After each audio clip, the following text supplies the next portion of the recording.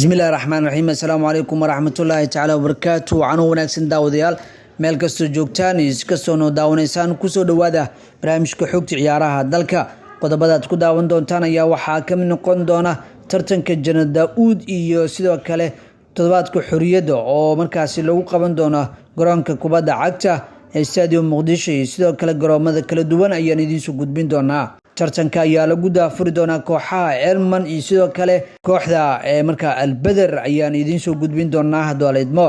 tartanka iskuulaadka ee kubadda gacanta oo ay soo qabanqaabiyeen xiriir kubadda gacanta ayaa maanta laga daafuri doonaa Muqdisho sidoo kale kooxda Hegan oo isku diyaarinaysa tartanka kubadda cagta ee Janad Daawud ayaan idiin soo gudbin doonaa haddooleedmo barnaamijka waxaa soo saaray idin socodsiinaan oo Guuleed Cali Cusmaan Guuleed Tuute qodobadii oo dhameystiran ayaan idiin soo gudbin doonaa markaan tartanka Janad Daawud ee kubadda cagta ayaa maalinta berita ee markaasi lagu daafuri doonaa kooxaha kubadda cagta Elman iyo sidoo kale kooxda Al-Badr tartankan ayaa kamid ah tartanka ay markaasi soo qabanqaabiyaan xiriir kubadda cagta Soomaaliya koobkan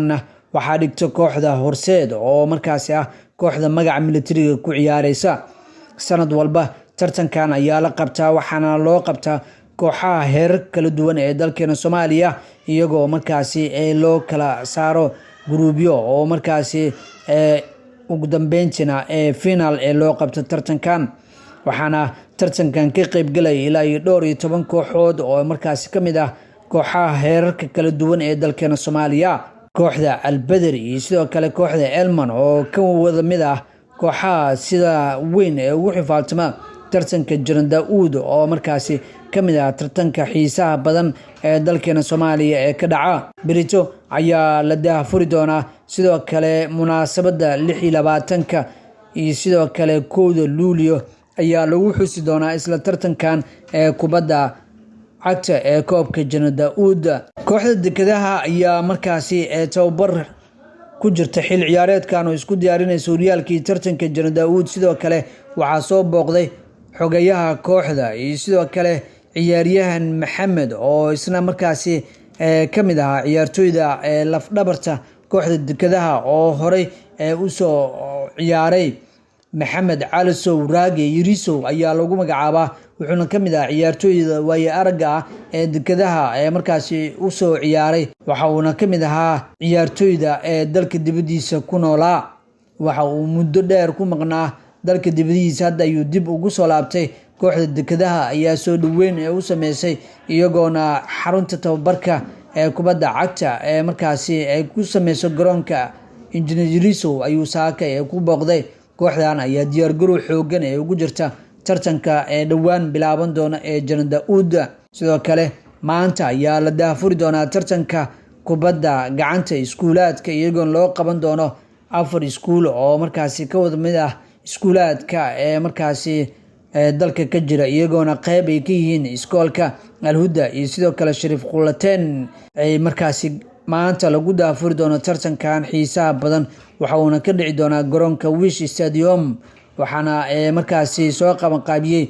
xiriirka kubadda gacanta dalkeena Soomaaliya iyagoona lagu horumarinayo daayarta si loo helo ciyaartooy markaasi xirfad u leh loolana faa'iideysto xulka qaranka kubadda gacanta iyo sidoo kale kooxaha dalka xiriirka kubadda gacanta ayaa sanad walba tartankan u qabta iskuulaadka si loo horumariyo tartankan uu yahay tartan isdhexgal iyo horumar waxaana uu qayb weyn markaasi ka yahay tartamada kala duwan sidoo kale tartanka kubadda gacanta ayaa horyaalka heerkiisa gabagaba maraya iyagoona markaasi